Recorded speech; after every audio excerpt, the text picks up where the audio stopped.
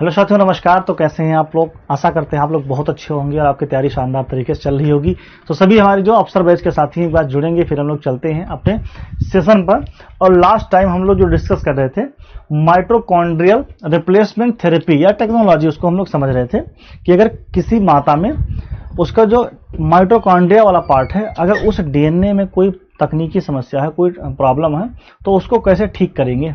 ठीक है, चलो तो जल्दी से सभी साथी जुड़ेंगे, फिर हम लोग चलते हैं अपने सेशन पर। और आज हम लोग इससे आगे बढ़ेंगे। हम लोग कोशिश करेंगे जो क्रिस्पर Cas9 है ये वाला हम लोग डिस्कस करें, क्लोनिंग क्या है ये वाला डिस्कस करें। ठीक है, राधे राधे भाई, राधे राधे, प्रणाम गुरु जी। बिल्कुल ठीक है रेनू जी। नमस्कार भाई, सभी को राम राम, राधे राधे। चलो, और गुड आफ्टरनून भी। देखिए, एक बार मैं फिर से आपको रिवाइज करवा दे रहा हूं। जो माइटोकॉन्ड्रियल रिप्लेसमेंट थेरेपी वाला था, ये कमेंट क्यों छुप रहा है भाई?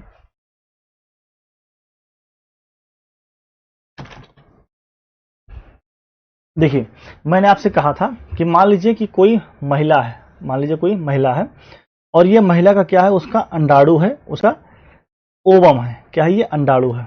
ठीक है, देखो अंडाणु हिंदी में, ओवम क्या है अंग्रेजी में, इसका क्या है, ये ओवम है।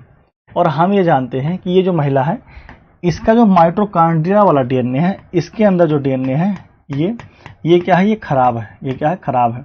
तो हम जरूर ये चाहेंगे कि कुछ ऐसा करें कि ये अगली पीढ़ी में ना जाने पाए, क्योंकि जो डीएनए में खराबी होती है वो अगली पीढ़ी तक क्या होती है, ट्रांसफर हो जाती है। डीएनए की खराबी अगली पीढ़ी तक क्या होती है, ट्रांसफर हो जाती है। ठीक है, क्लास पीडीएफ कहाँ मिल रहा है? क्लास पीडीएफ आपको वहीं मिलेगा एप्लीकेशन में, आपकी जहां आप क्लास देख रहे हो ना, वहीं आपको मिल जाएगा पीडीएफ। खैर चलो, तो यहाँ पर क्या है, इसको अगर हमें चेंज करना हो तो हम क्या करेंगे? तो आप यहाँ देख रहे हैं कि यहाँ पर क्या है, ये खराब डीएनए है। ये क्या है? खराब डीएनए है। ठीक है, खराब यानी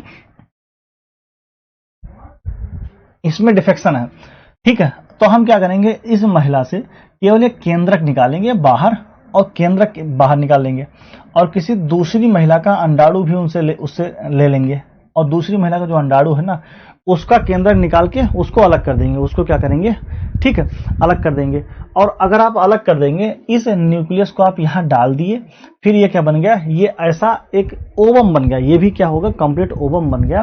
फिर हम क्या करेंगे, यहाँ पर इस ओवम को लेके जाके किससे फ्यूज कराएंगे? स्पर्म से फ्यूज कराएंगे।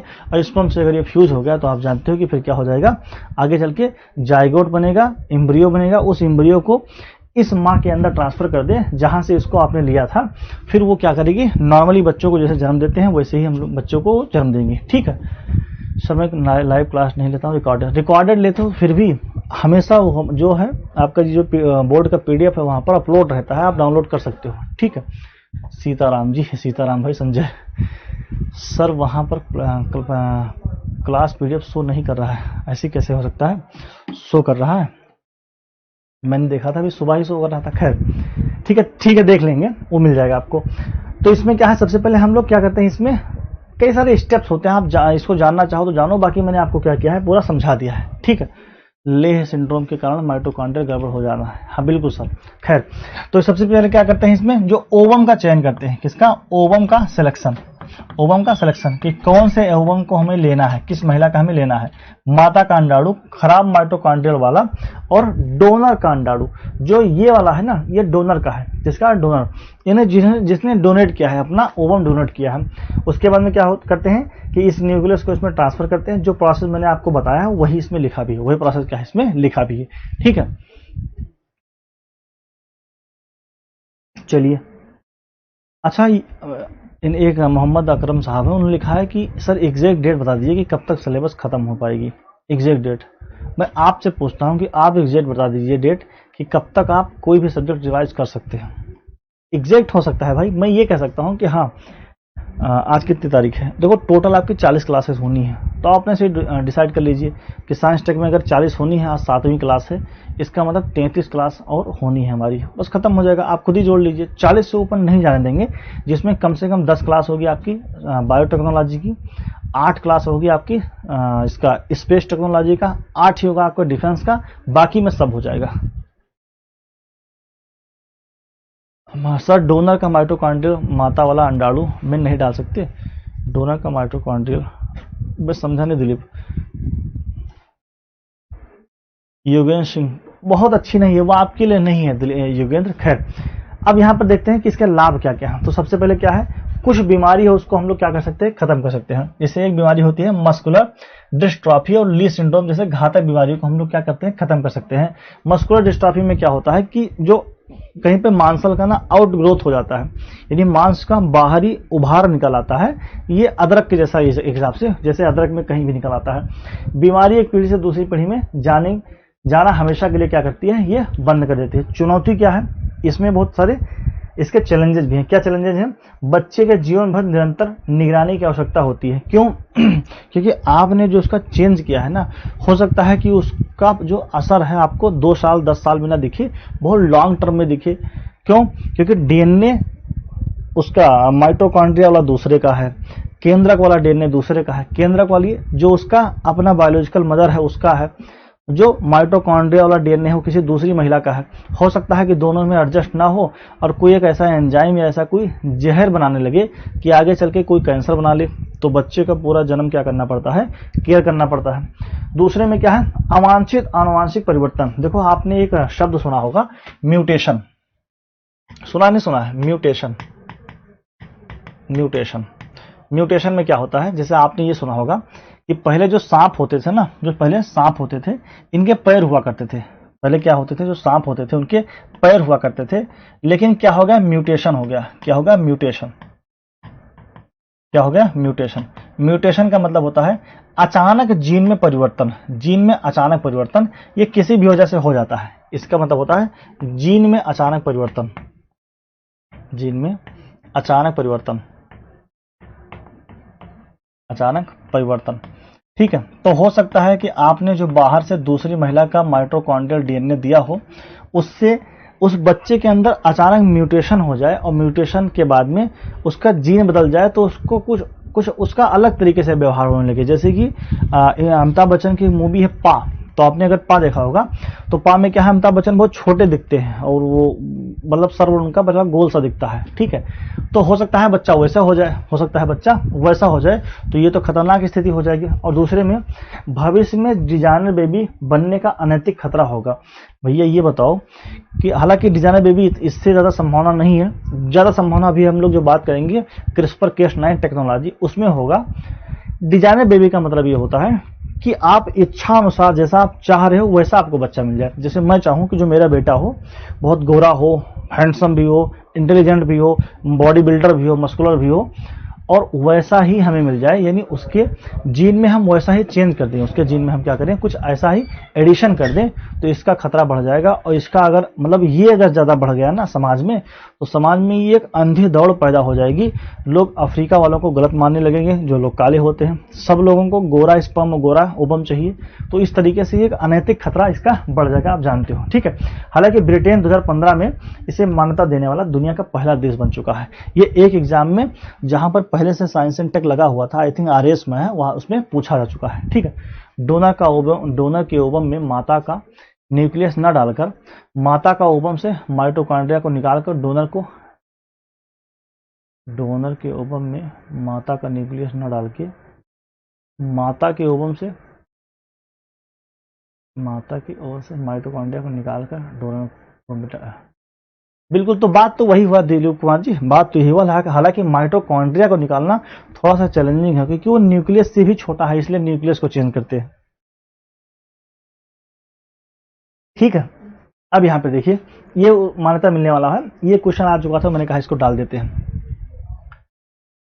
अब बताइए, हमारा एक नया टेक्नोलॉजी है, इसको हम लोग कहते हैं CRISPR-Cas9 तकनीकी। क्या कहते हैं हम लोग, CRISPR-Cas9 तकनीकी। देखो जो CRISPR-Cas9 तकनीकी है, हम लोगों ने पढ़ा था रिकॉम्बिनेंट डीएनए टेक्नोलॉजी। क्या पढ़ा था, recombinant DNA technology, recombinant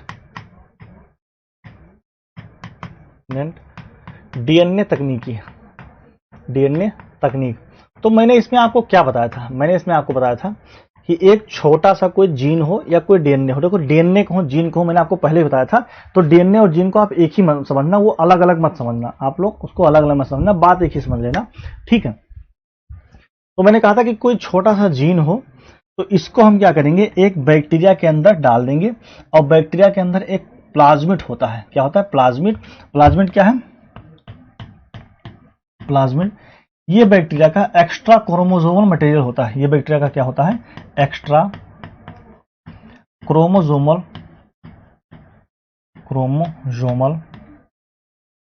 material. Bacteria का एक्स्ट्रा क्रोमोसोमल क्या होता है? ये मटेरियल होता है। तो इस डीएनए को लाके इसके साथ में क्या करते हैं? बांध देते हैं, इसके साथ में बांध देते हैं। तो जो अगर ये डीएनए है, ये डीएनए अगर इंसुलिन बनाने वाला है, कौन सा? इंसुलिन। तो ये क्या करता है ना, ये प्लाज्मिड बहुत सारा इंसुलिन थोक में बना देता है, यानी होलसेल में बहुत सारा इंसुलिन बना देता है। यानी छोटे से डीएनए के टुकड़े से जो स्पेशल चीजों को बनाता है, उससे हम बहुत बड़े स्तर पर बनवा सकते हैं। किससे? बैक्टीरिया के प्लाज्मिड से। तो ये मैंने आपको बताया था क्या होता है, ये रिकॉम्बिनेंट डीएनए तकनीकी होता है। लेकिन मैं आपसे ये कहूं कि कोई ऐसी तकनीकी भी है जो डीएनए को काट के बदल दे, डीएनए को ही चेंज कर दे। देखो, डीएनए को काट के उससे कुछ बनवाना अलग बात है, और डीएनए को चेंज ही कर देना वो अलग बात है। मैं आपसे कहूं कि ये डीएनए है, ये क्या है? डीएनए है। और जो इतना डीएनए है, ये यहां पर जो इतना डीएनए है, ये क्या करता है कि ये डीएनए कुछ स्पेशल काम करता है। कि जैसे ये अगर डीएनए है तो क्या करेगा? आंखें नीली कर देगा। मान लीजिए क्या करेगा? आंखें नीली कर देगा। मैंने पहले दिन आपको बताया था ऋतिक रोशन वाला, क्या करेगा? नीली कर देगा। अब ये डीएनए आंखें नीली करता है और यहां पर दूसरे किसी व्यक्ति का डीएनए है, दूसरे व्यक्ति का डीएनए है। तो अगर हम ये चाहें कि मान लीजिए ये किसी बच्चे का डीएनए है जो अभी एम्ब्रियो में के रूप में है, कहां पे? भ्रूण में है। कहां पे है? भ्रूण में है। तो मैं ये चाहूं अगर कि इस बच्चे का जब जन्म हो ना, तो इसकी आंखें नीली हो, इसकी आंखें क्या हो? नीली हो। तो मैं क्या करूंगा कि पहले तो मैं ये ढूंढूंगा कि इस बच्चे में आंखों के रंग के लिए कौन सा डीएनए का पार्ट जिम्मेदार है। मैं आपको थ्योरी में समझा रहा हूं, अभी आगे इसके बात भी कर लेंगे। मैं पहले आपको बताऊंगा कि इस डीएनए में कौन सा ऐसा पार्ट है जो आंखों के रंग के लिए जिम्मेदार है। मान लीजिए मुझे मिल गया यहां पर, ये क्या मिल गया? ये कि आंखों के रंग के लिए क्या है? ये जिम्मेदार है। तो मैं क्या करूंगा ना, इसको मार दूंगा डिलीट। इसको क्या मार दूंगा? डिलीट। यहां से, यानी यहां से डीएनए भाई ने मैंने काट दिया, और यहां से इस डीएनए को क्या करूंगा? मैं उठा के लेके आऊंगा, इसको उठा के, और यहां पर क्या करूंगा? ऐड कर दूंगा। यहां पर क्या करूंगा? ऐड कर दूंगा। तो जब हम यहां पर उस डीएनए को ऐड कर देंगे ना, तो बच्चे का जब ये आफ्टर 9 मंथ क्या होगा? जन्म होगा। बच्चे का क्या होगा? आफ्टर 9 मंथ जन्म होगा। तो बच्चा जब जन्म लेगा ना, तो उसकी जो आंखें होंगी ना, वो नीली होंगी। आंखें क्या होंगी? नीली होंगी। तो इस पूरी तकनीकी को हम लोग कहते हैं क्रिस्पर Cas9 टेक्नोलॉजी। क्या कहते हैं? ये बहुत पुरानी टेक्नोलॉजी नहीं है, इसका भी जल्दी में डिस्कवरी हुआ है। ठीक है,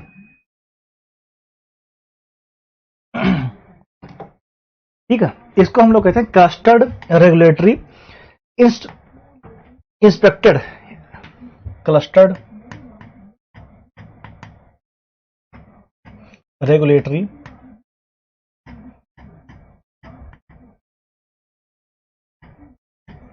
इंस्पेक्टेड पैलिंड्रोमिक रिपीट्स, पैलिंड्रोमिक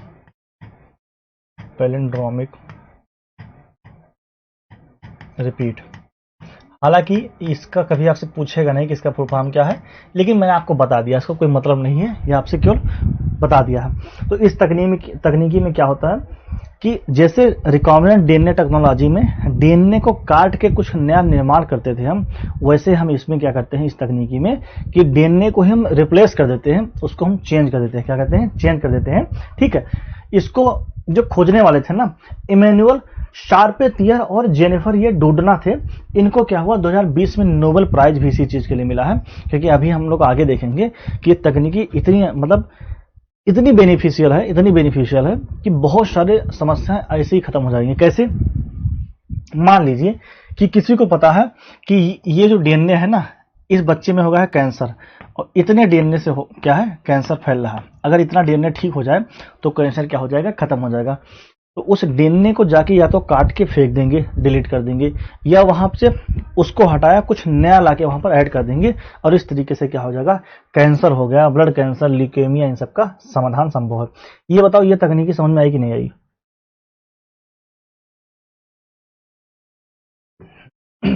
देखिए भैया, अब देखिए यहाँ पे, यह जीनोम के विशिष्ट भागों को निकालने, जोड़ने या बदलने की सबसे सटीक, सरल और तेज जीन तकनीकी है। ठीक है। प्राकृतिक स्रोत क्या है? यह मूल रूप से बैक्टीरिया में वायरस से बचने का एक प्रतिरक्षा तंत्र है। ऐसा कहाँ होता था? बैक्टीरिया में होता था, बचने का एक तंत्र था। अब इसको लोगों ने इंसानों में क्या किया है? ढाल लिया है। ठीक है। किसने खोजा था? मैंने आपको बता ही दिया है। ठीक है। यह प्रणाली कैसे काम करता है? यह प्रणाली कैसे काम करता है, इसको मैं आपको पहले बताता हूं। ठीक है। मान लीजिए कि हमें क्या है कि यहां पर ये डीएनए काटना है, ये डीएनए यहां पर काटना है, यहां पर ये काटना है। तो काटने के लिए क्या होता है? काटने के लिए देखो, अब यहां पर आप कंफ्यूज मत होना। जब मैंने काटने के लिए रिकॉम्बिनेंट डीएनए तकनीकी में बात की थी, तो मैंने कहा था कि एक एंजाइम से काटते हैं। उस एंजाइम का नाम है रेस्ट्रिक्शन एंडोन्यूक्लियेज। क्या नाम है? रेस्ट्रिक्शन एंडोन्यूक्लियेज। काटने के लिए, काटने हेतु क्या है? रेस्ट्रिक्शन एंडोन्यूक्लियेज। एंडोन्यूक्लियेज, ये मैंने आपको उसमें बताया था। इसको हिंदी में भी यही कहेंगे भैया, ये मत कहना कि हिंदी में इसको हिंदी में भी यही कहते हैं, लेकिन ये वहां मैंने बताया था। इसमें दिक्कत ये है ना कि ये एग्जैक्ट आप जिस जगह से चाह रहे हैं ना, वहां से नहीं कट पाएगा, क्योंकि उसमें तो डीएनए का बड़ा खंड काटा जाता था, तो ये काम में आ जाता है। इसमें डीएनए का बहुत छोटा खंड काटना है। क्या काटना है? बहुत छोटा खंड, अगल बगल का कट गया तो एक आप गुड़ को सुधारने चले थे, दूसरा बिगड़ जाएगा। तो यहां पर क्या है? एग्जैक्ट आपको काटना है। इसको काटने के लिए केस9 एक एंजाइम है। केस9 क्या है? एक एंजाइम है। इसी से क्या होता है? काटते हैं। इसीलिए इसको भी बायोलॉजिकल सीजर बोलते हैं। क्या बोलते हैं? बायोलॉजिकल सीजर, या हिंदी में बोले तो आणविक कैंची। क्या है? आणविक कैंची। ठीक है। अच्छा, ये कैसे काम करता है? जब आप बायोलॉजिकल सीजर लेके आएंगे, यानी आप जब केस9 लेके आएंगे, तो आपको वहां पर एक आर डीएनए देना पड़ेगा। क्या देना पड़ेगा? यहां पर आरआरएनए। ये आरआरएनए क्या करता है? ये गाइड करता है किसको? केस9 को, कि आपको कहां से काटना है। यानी केस9 गाइडेड बाई आरआरएनए, यानी ठीक है, इसको क्या कहते हैं हम लोग? जी आरएनए, यानी गाइड आरएनए। और गाइड आरएनए क्या करता है? आरएनए तो वो राइबोसोम बनाता है, तो जी आरएनए क्या करता है? उसको गाइड करता है और उसी एग्जैक्ट जगह से काटने के लिए उसको प्रेरित करता है, वहीं से वो काट देता है। तो यही कह रहा है कि लगभग 20 पेयर लंबा सीक्वेंस होता है डीएनए। आप जानते हैं कि डीएनए में बहुत लंबा सीक्वेंस होता है, और 20 पेयर एक में होता है। अगर एक घुमाव आपको देखना है, मैं आपको बना के दिखा देता हूं। जो डीएनए का एक घुमाव गया है ना, ये एक घुमाव, ये तो 3 घुमाव हो गया, लेकिन जो यहां पर एक घुमाव है, यहां पर एक घुमाव, इतने में लगभग 20 पेयर होते हैं। 20 पेयर होते हैं डीएनए के, यानी इसके इतने के अंदर ही डीएनए के 20 इकाई होता है। यूनिट समझते हैं? देखो, डीएनए ऐसा तो है नहीं कि एक ही चीज बहुत लंबा चला गया है। ठीक है। आपने सुना होगा न्यूक्लियोटाइड, पहली क्लास में बताया था, अगर याद हो तो। न्यूक्लियोटाइड, न्यूक्लियोटाइड क्या है? ये डीएनए का एक यूनिट है। डीएनए का क्या है? एक यूनिट है। डीएनए का एक यूनिट है। तो बस इतने ही घुमाव में, एक घुमाव में लगभग 20 पेयर होते हैं। क्या होते हैं? 20 पेयर होते हैं। यह डीएनए के लक्षित हिस्से को ढूंढता है और उससे जुड़ता है। यह जीपीएस के मैप की तरह काम करता है। जैसे जीपीएस का मैप क्या करता है? एग्जैक्ट वहीं से। चलो ठीक है वर्षा, मैं फिर से बता दे रहा हूं।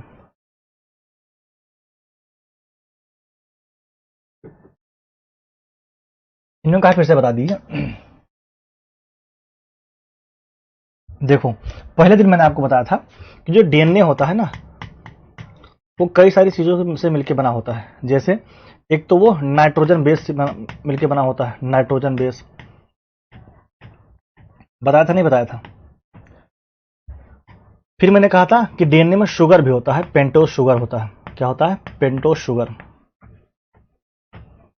Pentose sugar. फिर मैंने आपको कहा था कि डीएनए में फॉस्फेरिक अम्ल भी होता है, फॉस्फेट ग्रुप, फॉस्फेट ग्रुप। ये क्या होता है, 3 चीजें उसमें डीएनए में होती हैं। अब अगर डीएनए में 3 चीजें होती हैं, इन तीनों को मिला के हम लोग कहते हैं न्यूक्लियोटाइड। न्यूक्लियोटाइड। अब जो न्यूक्लियोटाइड है ये क्या है, डीएनए का एक यूनिट है। डीएनए का एक यूनिट है। जैसे एक घर का, एक दीवार का यूनिट क्या होता है, तो एक दीवार का यूनिट होता है ईंट। एक दीवार का यूनिट क्या होता है, ईंट। ये क्या है, डीएनए का यूनिट है। और अगर डीएनए का एक घेरा आप निकालेंगे, इसका स्ट्रक्चर ऐसे होता है ना, तो इसका एक घेरा क्या हुआ, इतना एक घेरा हुआ, तो इतने में 20 न्यूक्लियोटाइड होते हैं। कितना होता है, 20 न्यूक्लियोटाइड इतने में होते हैं। उन 20 न्यूक्लियोटाइड, तो जो ये आरएनए होता है ना, ये 20 न्यूक्लियोटाइड वाला लंबा सीक्वेंस है। ये क्या है, 20 न्यूक्लियोटाइड वाला लंबा सीक्वेंस है। आप कहोगे कि आप बता तो डीएनए रहे हो, यहाँ पर आरएनए है। भैया डीएनए और आरएनए का लगभग 95% जो केमिकल कंपोजिशन है वो सेम है। बस डीएनए क्या होता है, सिंगल स्टैंडर्ड का होता है, यानी सॉरी आरएनए केवल ऐसे जाएगा, लेकिन डीएनए होगा तो डबल हो जाएगा, यानी एक इस पे भी और चढ़ जाएगा। ठीक है, तो अगर यहां पर आरएनए है तो आरएनए क्या होगा, 20 सीक्वेंस होगा, यानी एक न्यूक्लियोटाइड वाला एक ये आरएनए होता है। ये टारगेट ढूंढता है किसका, डीएनए का, कि डीएनए को हमें कहां से काटना है, फिर डीएनए को वो वहीं से क्या करता है, काट देता है। ये जीपीएस की मैप की तरह काम करता है, कि मैप भी एग्जैक्ट लोकेशन पे आपको पहुंचाता है। ठीक है, समझ में आया कि नहीं आया? इसीलिए मैं ये नहीं बता रहा था भाई, क्योंकि मान लो आपका बायो वगैरह बैकग्राउंड है तो ठीक है, नहीं तो ऊपर से भी ये भी ऊपर से निकल जाता है।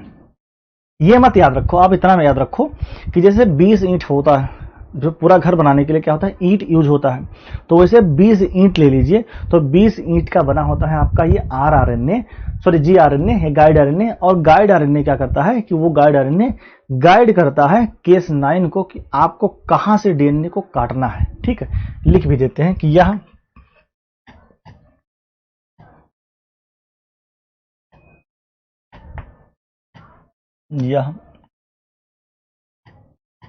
केस 9 एंजाइम को डीएनए को निश्चित जगह से काटने को निर्देशित करता है।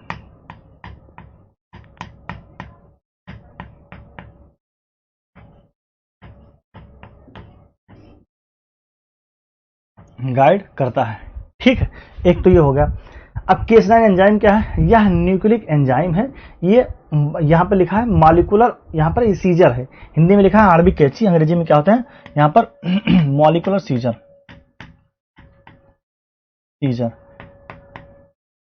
यानी ऐसी कैंची जो मॉलिक्यूल को काट सकता है। यह गाइड आरएनए को बताए विशिष्ट स्थान पर जाकर डीएनए को स्ट्रैंड को काट देता है। देखो, एक जो उसका धड़ा होता है ना, डीएनए का छोटा सा धड़ा, उसको हम लोग क्या कहते हैं, स्ट्रैंड कहते हैं। ठीक है, ऑल क्लियर सर। मैं बायो बैकग्राउंड से हूँ, बीएससी एमएससी वाले हैं sir ji. Oh thank you भाई, ये रेणु जी हैं। तो ये वैसे इसमें कुछ है नहीं, 9th में भी भाई डीएनए आरएनए है। अब चूंकि हमने उतना सीरियस लिया नहीं कि 9th वाले डीएनए आरएनए को, तो हमें लगता है कि बहुत बड़ा चीज हो गया, कुछ उसमें नहीं है। तो 3 अलग अलग केमिकल हैं, वो आके मिल जा रहे हैं, उनको एक स्पेशल नाम दे दे रहे हैं हम लोग, न्यूक्लियोटाइड। ठीक है, इसी से आगे चल के अमीनो एसिड भी बनेगा, और जब अमीनो एसिड बहुत सारे आपस में मिल जाते हैं तो वही प्रोटीन हो जाता है। खैर ठीक है, इसके सिंपल से स्टेप देख लेते हैं, कैसे कैसे कौन से स्टेप होते हैं। सबसे पहले क्या करना है कि टारगेट डीएनए की पहचान करना है, मतलब आपको काटना किसको है, आपको काटना किसका है। तो मान लीजिए मुझे इसको काटना है, यहां से मैंने पहचान कर लिया। दूसरे में क्या होगा, केस 9 एंजाइम और गाइड आरएनए को के पीछे आता है क्या, सॉरी दूसरे में क्या होता है, गाइड आरएनए जाकर उस टारगेट सीक्वेंस से जुड़ जाता है, यानी यहां से आके जो यहां पर जी आरएनए वो आके यहां से जुड़ जाएगा। क्या होगा, यहां से जुड़ जाएगा, और इसी के पीछे आएगा केस 9, यहां पर लगा होगा केस 9। और केस 9 क्या होगा, जहां पहुंचेगा तो चौथे चरण में केस 9 एंजाइम डीएनए के दोनों स्ट्रैंड को क्या करेगा, काट के अलग कर देगा। क्या कर देगा, ठीक है। कुलदीप सिंह कह रहे हैं कि पहला मुझे ऐसे कैंडिडेट मिले हैं जो कह रहे हैं सर ज्यादा डीप में ना जाओ सर, बस एग्जाम लेवल ही रखो, साइंटिस्ट लेवल नहीं, डीप जाने से ऊपर उड़ जा रहा है। ठीक है, डीप में हम नहीं जा रहे हैं। आप पहले ऐसे हैं जो कह रहे हैं डीप में ना जाओ, बाकी ग्रुप में तो पूरे मैसेज के भंडार थे कि सब कह रहे हैं सर डीप में, खूब डीप में पढ़ाइए लेवल में। ठीक है, हम भी समझ रहे हैं कि आपको बताना भी उतना ही इतना एग्जाम के लिए जरूरी है, और हम भी उतना ही पढ़ते हैं इतना एग्जाम के लिए जरूरी है। वो बीएससी एमएससी हम नहीं पढ़ते हैं। खैर कट गया। पांचवें में क्या है, कोशिका का प्राकृतिक मरम्मत तंत्र आकर डीएनए को सुधारता है और वांछित डीएनए परिवर्तन स्थापित हो जाता है। इसका मतलब यह है कि जब आपने काट के ना दूसरा जोड़ दिया तो कोशिका जान नहीं पाता है कि दूसरा जुड़ गया है, उसको लगता है कि कुछ झटका लगा है ना, डीएनए क्या हो गया हमारा, जख्मी हो गया है, ये थोड़ा सा चोटिल हो गया है, तो वो आगे क्या करता है, मेंटेन कर लेता है। आगे क्या करता है, मेंटेन कर लेता है, और फिर उसके आगे से जो डीएनए जुड़ा है ना, उस डीएनए के अकॉर्डिंग पूरा हमारा जो शरीर है वो व्यवहार करना शुरू कर देता है। पूरा शरीर उसी के अकॉर्डिंग व्यवहार करना शुरू कर देता है। तो इसी को हम लोग कहते हैं क्रिस्पर-Cas9 टेक्नोलॉजी। क्या करते हैं, क्रिस्पर-Cas9 टेक्नोलॉजी। इसमें क्या होता है कि जीन को एडिट कर देते हैं हम, जीन को ही क्या कर देते हैं, बदल देते हैं। लेकिन बड़ा खतरनाक है, जहां एक तरफ ये ऐसा है कि बहुत सारी आनुवांशिक बीमारी जो जेनेटिक डिजीज है उसको खत्म कर सकते हैं, वहीं दूसरी तरफ ये है कि लोग अपनी इच्छा अनुसार बच्चे का जन्म दिलवाएंगे, जो बच्चों के अंदर गुण चाहिए वो लोग डालने लगेंगे। इससे तो क्या होगा, समाज में बड़ा कंपटीशन फैल जाएगा। इसके क्या यूज क्या है, तो कुछ बीमारियों का समाधान है, कुछ बीमारियों का क्या है समाधान, आनुवांशिक रोग का समाधान है, फिर उसके बाद में कैंसर का भी समाधान थोड़ा बहुत हो सकता है, एचआईवी और हेपेटाइटिस बी के स्थायी इलाज की संभावना बढ़ जाएगी, परमानेंट इलाज की संभावना बढ़ जाएगी। क्यों, क्योंकि मान लीजिए किसी को क्या हो गया, एचआईवी हो गया, किसी को क्या हो गया, एचआईवी हो गया, और एचआईवी का जो वायरस है ना, ये तो पहले सबसे पहले कोशिका में जाता है, सेल में जाता है, और सेल में डिस्टर्ब करेगा ये डीएनए को जो डिस्टर्ब करेगा, तो हम क्या करेंगे, उतना ही काट के फेंक देंगे या वहां पर लाके कुछ दूसरा लगा देंगे। एक तो ये उसकी क्या होगा कि कुछ बीमारियां ऐसे हैं कि जिसका समाधान संभावना बढ़ जाएगी। क्वेश्चन बस इतना सा आता है कि निम्नलिखित में से कौन सी बीमारी का जो समाधान है वो क्रिस्पर-Cas9 तकनीकी से संभव है, या क्रिस्पर-Cas9 तकनीकी में कौन से एंजाइम से डीएनए के खास भाग को काटा जाता है। इस टाइप से रक्त विकार, यानी अगर किसी में ब्लड की कोई समस्या होगी, यानी ब्लड डिसऑर्डर, ब्लड डिसऑर्डर, अगर किसी व्यक्ति में ब्लड डिसऑर्डर होगा, जैसे सिकल सेल डिजीज होता है। सिकल सेल डिजीज में क्या होता है कि आप जानते हो कि हमारा जो आरबीसी होता है, हमारा जो आरबीसी होता है, ये हंसिया के आकार का अपने आप हो जाता है। क्या हो जाता है, हंसिया के आकार का। ठीक है, अब जब ये हंसिया के आकार का हो जाता है तो ये जो ऑक्सीजन का इसको काम करना चाहिए, यानी ऑक्सीजन को जो इसको ट्रांसपोर्ट करना चाहिए, वो ये नहीं कर पाता। जो ऑक्सीजन को ट्रांसपोर्ट करना चाहिए वो ये नहीं कर पाता है। इसी को हम लोग कहते हैं सिकल सेल एनीमिया। क्या कहते हैं, सिकल सेल एनीमिया। तो उसका जो समाधान है वो भी संभव है, उसका समाधान इससे संभव है। थैलेसीमिया, थैलेसीमिया भी एक हिसाब से क्या है, ब्लड कैंसर जैसा ही है, उसका भी समाधान संभव है। ठीक है, नियामक मंजूरी मिली है इसके इलाज के लिए। सरकार ने क्या किया है कि थोड़ा बहुत मतलब कंट्रोल तरीके से इसके इलाज की संभावना उसने सरकार ने दे दी है, मतलब अनुमति। कंट्रोल तरीका का मतलब ये है कि अगर किसी व्यक्ति में लगता है कि ऐसी बीमारी हो गई है, सिकल सेल एनीमिया हो गया है, या फिर ये जो ल्यूकीमिया थैलेसीमिया हो गया है, और ऐसा लगता है कि ये बहुत हाई लेवल का हो गया है, वो खत्म नहीं होगा, वैसे भी क्या है इंसान को मरना है, तब सरकार ने कहा है कि अच्छा ऐसा करते हैं कि उसमें हम जीन एडिटिंग वाला तरीका अपना सकते हैं, क्योंकि आखिर उस इंसान को मर ही जाना है। तो मान लीजिए कि जीन एडिट में कुछ गलती भी हो जाए तो वैसे ही मरना था, ऐसे ही मरना। ठीक है, this is not a matter of joke, but यही गवर्नमेंट की जो भावना है वो यही है कि अगर किसी की डेथ होनी ही है तो उसको बचाने के लिए सारे संभव प्रयास पहले किए जाएं, आखिर मर ही जाना है। खैर, लेबर कॉन्जेक्टल एक अमारोसिस रोग होता है, इसका इलाज भी क्या होता है, संभव हो सकता है। ठीक है, जिसमें आंखों की रोशनी चली जाती है। ठीक है, अन्य जो अंग है जैसे सिस्टमिक फाइब्रोसिस एक फेफड़े में रोग होता है, और हंटिंगटन जो डिजीज होता है नर्वस सिस्टम में, इसमें भी ये यूज हो सकता है। बहुत सारी बीमारियों में यूज हो सकता है, मैक्सिमम में यूज हो सकता है। आप कोई कहे कि जुकाम ठीक हो सकता है तो जुकाम नहीं ठीक हो सकता है। ठीक है, वैसी बीमारी जो आपके होता तो है किसी वायरस या बैक्टीरिया से, लेकिन जो जीन के लेवल पर पहुंच कर चीजें डिस्टर्ब कर दे, उनका समाधान इससे संभव है। नॉर्मल जो 2-3 दिन में ठीक हो जाएंगे उनका समाधान संभव नहीं है। ठीक है, हाँ, क्या जीन एडिटिंग कानूनी रूप से सही है, इसका आप लोग बताइए कि जीन का एडिट करना कानूनी रूप से ठीक है।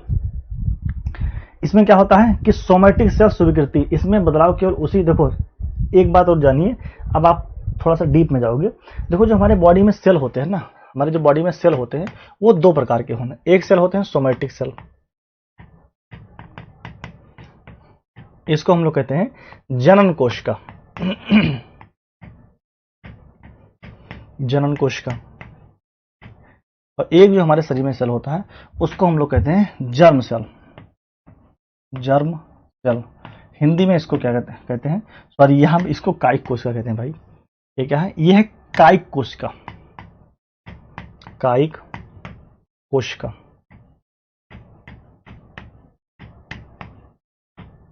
और ये क्या है? जेनेटिक सेल वाला, इसको हम लोग कहते हैं जनन कोशिका। जनन कोशिका। तो जनन कोशिका है क्या?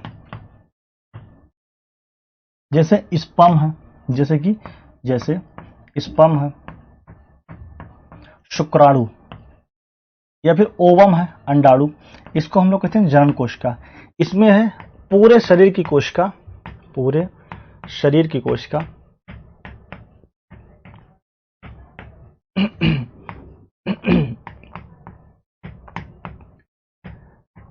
स्पर्म या ओवम को छोड़ के, स्पर्म या ओवम को छोड़कर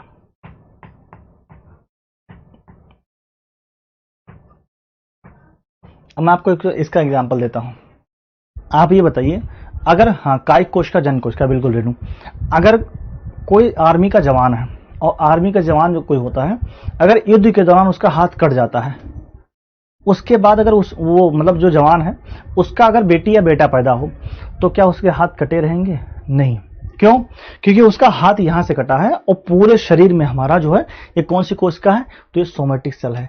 इसका मतलब ये हुआ कि सोमैटिक सेल में अगर आप कोई बदलाव करते हो तो ये उसी पीढ़ी तक रह जाती है जिस पीढ़ी में बदलाव हुआ है। ठीक है, तो इसका मतलब यह है कि इसमें बदलाव अगली पीढ़ी में नहीं जाती है। इसमें बदलाव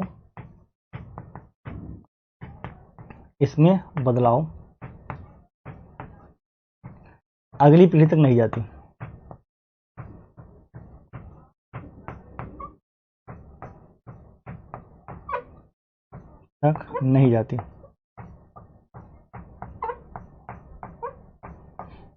ठीक है, लेकिन आप ये बताओ कि किसी भी व्यक्ति का, मेल हो या फीमेल हो, अगर उसका जो स्पर्म का सेल है, देखो स्पर्म होता है ना, तो उसमें बहुत सारा स्पर्म होता है, इसका मतलब बहुत सारा सेल है।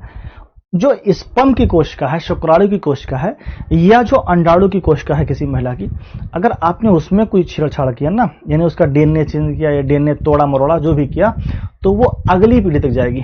ठीक है, वो क्या होगा? वो अगली पीढ़ी तक जाएगी। यानी इसमें क्या हुआ कि इसमें बदलाव अगली पीढ़ी तक जाएगी। इसमें बदलाव अगली पीढ़ी तक जाएगी। पीढ़ी तक जाएगी। इसका मतलब ये है कि मान लीजिए कि किसी एक बच्चे में हमने ऐसा जीन को एडिट करवाया, बिल्कुल रेनू, वो जेनेटिक विकार नहीं है तो अगली पीढ़ी में नहीं जाएगी। इसका मतलब यह है कि अगर एक बच्चे में हमने कोई जेनेटिक चेंज करवाया, और हमने जेनेटिक चेंज ये करवाया कि उसकी आंखें नीली हों, तो उस बच्चे की तो आंखें नीली होंगी, क्योंकि हमने कहाँ चेंज करवाया है? यहाँ पे चेंज करवाया है, जर्म सेल में। हम डीएनए उसको चेंज करवाए हैं। क्या? उसका डीएनए चेंज करवाए हैं, जर्म सेल वाला डीएनए, यानी स्पर्म में या ओवम में। लेकिन उसकी तो आंखें नीली होंगी, लेकिन उसका जब बेटा होगा ना, तो उसकी आंखें भी नीली होंगी। तो क्या हम हो सकता है कि जो उसका बेटा हो ना, उसको नीली आंखें चाहिए ही नहीं, क्योंकि उसको एक्टर या एक्ट्रेस नहीं बनना था, उसको साइंटिस्ट बनना था। अब वो बाद में कहने लगे कि आपने करवाया क्यों? अपना आपने करवाया, मेरा हमसे पूछा था।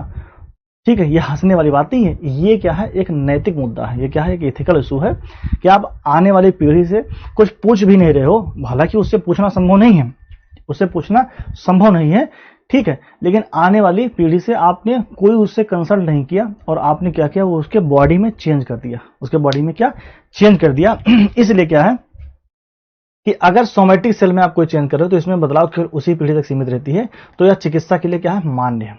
हमारे यहाँ भी और दुनिया में भी ये मान्य है। लेकिन अगर आप जर्म सेल में बदलाव कर रहे हो, यानी किसमें? जर्म लाइन एडिटिंग कर रहे हो, जर्म सेल में जो बदलाव होता है उसको हम लोग कहते हैं जर्म लाइन एडिटिंग। इसमें कर रहे हो, शुक्राणु में, अंडाणु में बदलाव कर रहे हो, तो इसमें किया गया परिवर्तन आगे आने वाली सभी पीढ़ियों में चला जाता है। भारत और ब्रिटेन सहित अधिकांश देशों में यह पूर्णतः अवैध है। उड़ता क्या है, ये अवैध है, हमारे यहाँ मान्य नहीं है। ठीक है, अगली वाली पीढ़ी से पूछने वाला एक छोटा सा किस्सा है, बस 1 मिनट लूंगा। अमिताभ बच्चन जी अपने जीवन में, आप जानते हैं कि अपने जीवन के बहुत बाद में सफल हुए हैं, बहुत फेल एक्टर में थे ये, और पहले फेल थे, बहुत सारी कंपनी चलाया। 1991 का जो वो हमारा न्यू इकोनॉमिक रिफॉर्म आया था ना, इकोनॉमिक्स में हमने पढ़ा होगा, उस टाइम ये डूब गया था और इनके ऊपर लाखों करोड़ों का कर्ज था। तो इनके पिताजी आप जानते हैं कि हरिवंश राय बच्चन साहब थे, जो एक कलाकार थे, कलाकार इन द सेंस कि वो साहित्यकार थे। तो इन्होंने उनसे लड़ झगड़ के कहा कि आपने, मुझे नौकरी नहीं मिल रही है, मुझे ये है वो है, कि आपने मुझे पैदा करने से मुझसे पूछा था, मुझे पैदा करने से पहले, कि आप दुनिया में आना चाहते हो कि नहीं आना चाहते हो। तो उस टाइम हरिवंश राय बच्चन साहब ने कुछ नहीं बोला। उन्होंने एक चिट्ठी लिखा, मतलब एक पत्र लिखा, इनके तकिए के नीचे रख दिया कि ठीक है, मुझसे ये गलती हो गई, लेकिन आप ये गलती दोहराना मत। आप अपने बच्चे से पूछ के उसको पैदा करना, मतलब उससे पूछ लेना कि आपको जन्म चाहिए कि नहीं चाहिए। खैर, आया तो बता दिया। तो भैया इसलिए ये गलत है। क्यों? क्योंकि इसमें ना आगे क्या हो जाएगा, डिजाइनर बेबी का खतरा बहुत ज्यादा बढ़ जाएगा। ठीक है, ठीक है, आगे हम लोग क्या करेंगे, थोड़ा सा CRISPR-Cas9 जो तकनीकी है इसके बारे में और देखेंगे। ठीक है, आप ये सब तो देख ही चुके हो कि जो बायोलॉजिकल सीजर है मैंने आपको बता ही दिया, नोबेल विजेता भी आपको मैंने बता दिया है। ठीक है, यहां हमने एक डिफरेंस लगा दिया था कि बाद में आप कंफ्यूज ना हो कि CRISPR-Cas9 तकनीकी क्या है, इसमें आप कंफ्यूज ना हो कि CRISPR-Cas9 और रिकॉम्बिनेंट DNA तकनीकी क्या है। तो दोनों का अलग अलग काम है। यहाँ पर क्या काम है कि जीन को काटना है या बदलना है CRISPR-Cas9 में, और इसमें क्या है, अलग DNA को जोड़ देना है। इसमें क्या है, इसका सटीकता क्या है, अत्यधिक सटीक है CRISPR-Cas9, ये कम सटीक है। मैंने आपसे कहा था अभी थोड़ी देर पहले कि जो रिकॉम्बिनेंट DNA तकनीकी है ना, उसमें जो बायोलॉजिकल सीजर है, जिसको हम लोग कहते हैं रेस्ट्रिक्शन एंडोन्यूक्लियेज, वो कहीं से भी DNA को काट देता है, यानी बहुत सटीकता से छोटे पार्ट को नहीं काट पाएगा। लेकिन इसमें क्या है, यहाँ पर इसमें CRISPR-Cas9 में, इसमें जो Cas9 है, ये क्या करता है, ये DNA को वहीं से काटता है जहां rRNA गाइड करता है। एंजाइम कौन है इसमें काटने वाला, तो वो Cas9 है, और इसमें कौन सा है, रेस्ट्रिक्शन एंडोन्यूक्लियेज है। इसका उदाहरण क्या है, रोगकारी जीन को हटाना, यानी ऐसा जीन जो डिजीज कॉज कर रहा है उसको हटा देते हैं, और इसमें क्या है, इंसुलिन वगैरह बनाने के लिए काम करते हैं। ठीक है, इंसुलिन बनाने के लिए क्या करते हैं, काम करते हैं। तो ये सब हमने आप एक बार हम लोग इसकी बात कर चुके हैं। ठीक है, स्टेप तो हो ही गया है। अब यहाँ पर है कहीं नैतिक है कि अनैतिक है, आप जानते हैं, जर्मलाइन वाला मैंने आपको बता ही दिया है। ठीक है, अब क्लोनिंग आ गया है। क्लोनिंग के पहले हम ये समझते हैं कि डिजाइनर बेबी वाला खतरा आप जानते हो, मैंने आपको बता दिया है कि लोग क्या करेंगे, फिर अपने हिसाब से अपने बच्चों को जन्म दिलवाएंगे जैसा लोग चाहेंगे। तो ये ज्यादा अनैतिक है या नैतिक है, इससे भी बड़ी बात है, इसमें फिर दबदबा अमीरों का हो जाएगा। क्या होगा, अमीरों का दबदबा होगा, वो हॉस्पिटल में कुछ भी करवा सकते हैं। गरीब को तो ये सुविधा मिलने वाली नहीं है, क्योंकि जितना मैंने आपको पढ़ाया है अगले 100 साल तक भी गरीब को नहीं मिलने वाली है, क्योंकि ये बहुत महंगी तकनीकी है। तो फिर जो अमीर के बच्चे होंगे वो ज्यादा आकर्षक होंगे, ज्यादा गोरे होंगे। वैसे गोरा जो होना वो सुंदरता की निशानी नहीं है, लेकिन हमारे सोसाइटी में तो यही माना जाता है। तो फिर सब कुछ उन्हीं का होगा। खैर, अब हम लोग थोड़ा सा देखते हैं क्लोनिंग, किसके बारे में, क्लोनिंग। देखो, क्लोनिंग का मतलब होता है अपना हमशक्ल तैयार करना, अपना हमशक्ल तैयार करना। ठीक है, क्लोनिंग में बिल्कुल एज इट इज, जैसे मैं हूं ना, अगर मेरा क्लोन बनाया जाए तो जैसे मैं हूं वैसे ही एक नया व्यक्ति आ सकता है। तो कैसे आ सकता है, मैं इसका थोड़ा सा आपको बताता हूं। एक चीज हमेशा भूल जाना आप, जैसे मैंने आपको अभी तक जितनी प्रक्रिया बताई थी, जैसे मैंने आपको बताया था माइटोकॉन्ड्रियल रिप्लेसमेंट टेक्नोलॉजी, जिसमें क्या किया गया था, जिसमें महिला के जो ओवम था, ओवम के DNA को चेंज कर दिया गया था। कौन सा DNA, माइटोकॉन्ड्रिया वाला। लेकिन उसमें भी उसको क्या हुआ था, स्पर्म को ओवम से मैच कराया गया था। और जब स्पर्म ओवम से मैच होता है तो इस प्रक्रिया को कहते हैं सेक्सुअल रिप्रोडक्शन। ठीक है, अब जो हम लोग यहां पढ़ने जा रहे हैं, इसमें कहीं भी सेक्सुअल एक्टिविटी इसमें इन्वॉल्व नहीं होगा। इसमें क्या है कि एक सामान्य इंसान को सीधा वैसे का वैसे दूसरा इंसान फोटोकॉपी जैसा, मतलब वैसे ही फोटोकॉपी उसका बना देंगे। ठीक है, हाँ, डॉली भेड़ है। कैसे बनाते हैं एक बार देखते हैं। देखिए, यहां पर एक ले लीजिए मादा, यहां महिला शब्द यूज नहीं करेंगे, क्योंकि कोई जरूरी नहीं है कि ये ह्यूमन में ही बनाया जाए, ये जानवरों में भी बनाएगा, और जानवर में ही वो पॉसिबल हुआ है। ठीक है, मानव का बनाने के लिए पूरी दुनिया में प्रतिबंधित है। भाई, इंसान अगर बना देंगे तो मैं यहाँ पे पढ़ा रहा हूं, कल पता लगे कोई दूसरा आ जाए, लोग मुझे नकली मानेंगे, कहेंगे वही असली है। समझ रहे हैं, जैसे कि सुनील ग्रोवर एक एक्टर है, वो बहुत सारे लोगों की एक्टिंग कर लेता है। तो एक बार वो कह रहा है उनको, आमिर खान जी को, कि आप नकली वाले हो, मैं असली वाला हूं। हालांकि तो वो एक्टिंग थी, लेकिन यहां सही हो जाएगा। खैर देखो यहां पर क्या है, कोई फीमेल है कोई मादा है, क्या है, फीमेल है कोई मादा है। इससे एक ले लो ओवम, क्या ले लो, एक ओवम, ये ले लिया। तो आप जानते हो कि ओवम के अंदर क्या होता है, यहां न्यूक्लियस होता है। क्या होता है, एक यहां पर केंद्रक होता है। ठीक है, नया पेज लेते हैं।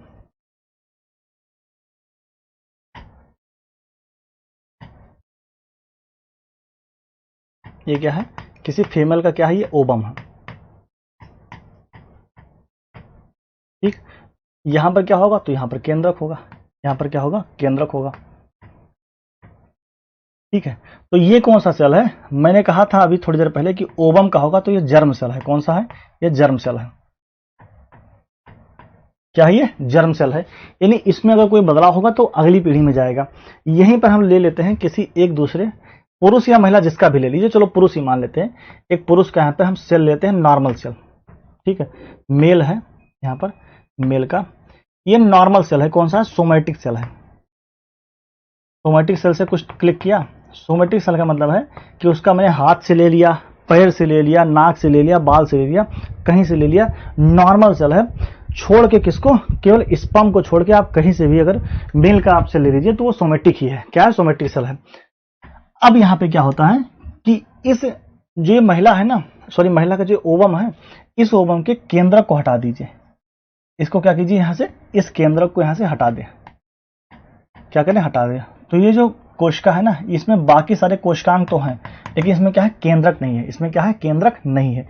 इस केंद्रक को क्या कीजिए, इसके पुरुष के जो सोमैटिक सेल है ना, इस केंद्रक को निकाल लीजिए, इस केंद्रक को निकाल लीजिए। इतना आसान है नहीं जितना मैं बोल रहा हूं, लेकिन ठीक है, मेरे कहने से अगर सब कुछ संभव है तो भाई हो जा रहा है। इस आपने क्या किया कि इस न्यूक्लियस को आपने निकाल लिया, और इस न्यूक्लियस को निकाल के आपने यहां पर डाल दिया। कहां डाल दिया, यहां पर डाल दिया। ठीक है, डाल दिया। अब ये क्या बन गया, ये बन गया ओवरी। यह क्या बन गया, ओवरी। ठीक है, सॉरी ओवम बन गया। ये क्या बन गया, ओवम, ओवम। ठीक है, इसके बाद में क्या करेंगे, इसमें थोड़ा सा विद्युत की तरंगे प्रवाहित करेंगे। विद्युत तरंगों का झटका, विद्युत तरंग प्रवाहित करेंगे। ठीक है, आप जब विद्युत तरंग प्रवाहित करेंगे ना, तो ये क्या करेगा, ये भूल जाएगा कि ये ओवम है, ये भूल जाएगा कि ये ओवम है। ठीक है, हाँ, शक्तिमान में पहली बार सुना था क्लोन। ठीक है, तो ये क्या भूल जाएगा, ओवम है। फिर ये अपने आप ना एक जाइगोट की तरह व्यवहार करने लगेगा। कैसा, जाइगोट की तरह। अब ये ओवम नहीं है, ये जाइगोट है। ठीक है, मैं फिर से कह रहा हूं, यहां पर कहीं कोई ऐसा जैसे सेक्सुअल रिप्रोडक्शन में होता है वैसा नहीं हुआ है। यानी कहीं भी आके शुक्राणु मिला नहीं है। शुक्राणु मिलता तब हम कहते हैं कि वो सेक्सुअल रिप्रोडक्शन है। यानी शुक्राणु अगर यहाँ पर नहीं मिला है, फिर भी क्या करेगा, विद्युत तरंगों के केवल प्रवाह से ये ऐसा लगेगा इसको कि मैं जाइगोट हूं। क्या हूं, मैं जाइगोट हूं। आप जानते हो कि जाइगोट आगे क्या बनता है, तो ये बनता है एम्ब्रियो। क्या बनता है, एम्ब्रियो। जाइगोट अगर 4-6 दिन रहेगा तो फिर क्या बनेगा, भ्रूण। ठीक है, भ्रूण। और इस भ्रूण को उठा के क्या करेंगे, एक महिला में ट्रांसफर करेंगे। क्या करेंगे, इसमें नहीं, इस महिला में नहीं ट्रांसफर करेंगे, किसी दूसरी महिला में। ठीक है, किसी दूसरी महिला में इस भ्रूण को किसी दूसरी महिला में स्थानांतरण,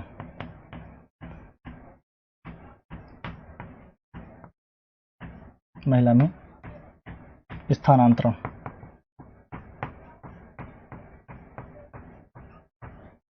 स्थानांतरण।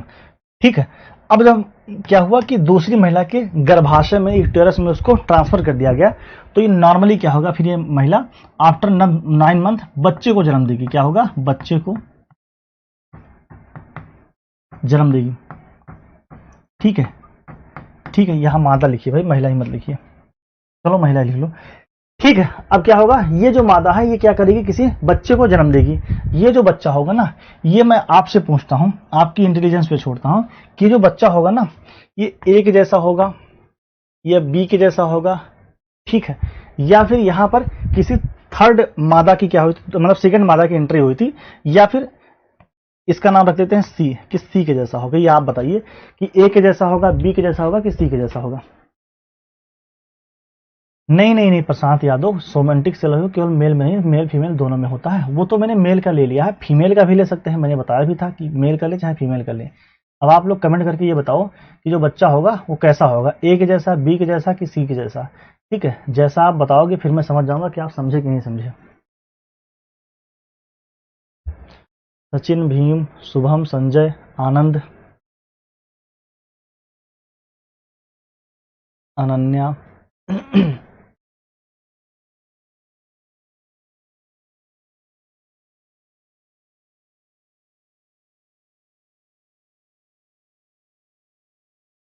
बिल्कुल, ये किसके जैसा होगा? ये एग्जैक्टली ए के जैसा होगा। क्यों ए के जैसा होगा?